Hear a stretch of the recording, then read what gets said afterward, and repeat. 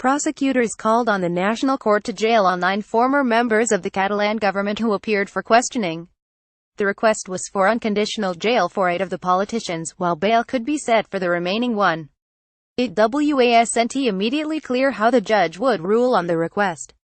20 regional politicians, including fired regional government president Carles Puigdemont, were called to appear after the chief prosecutor demanded they be charged with rebellion, sedition and embezzlement following the Catalan Parliament's declaration of secession October 27. The crimes are punishable by up to 30 years in prison under Spanish law. The group summoned includes Puigdemont's 13-member former cabinet and 6 parliamentary board members. But Puigdemont, who traveled to Belgium with some of his ex-cabinet members, remained in Brussels along with 4 of his former ministers. Their failure to appear before the court could trigger arrest warrants and an extradition petition. Puigdemonts No. 2, Catalan ex-vice president Oriol Junqueras, was the first to arrive at the national court. He went in accompanied by lawyers, passing by dozens of journalists, and declined to answer questions.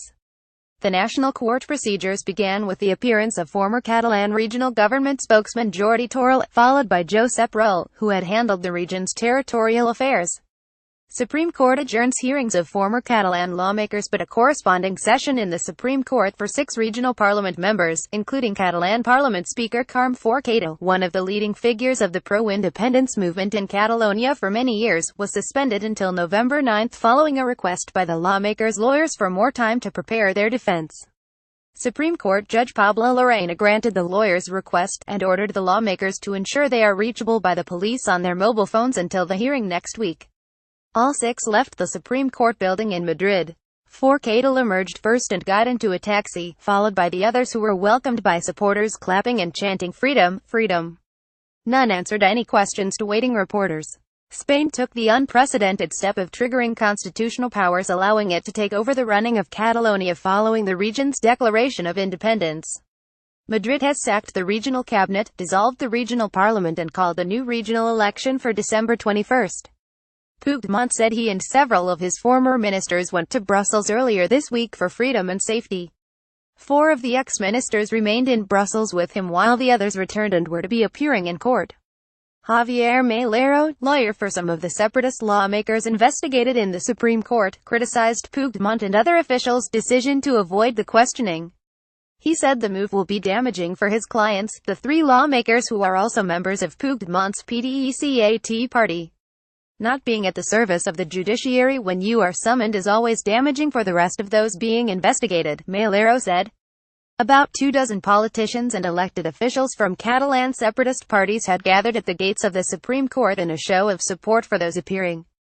If the question is if in Spain you can trust the judicial system, my answer is no, said Artur Mas, a former president of the Catalan government.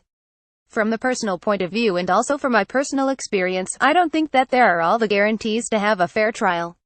Earlier this year, Mas was banned by a Barcelona court from holding public office for 2 years after he ignored a constitutional court ruling and went ahead with a mock vote on Catalonia's independence in 2014.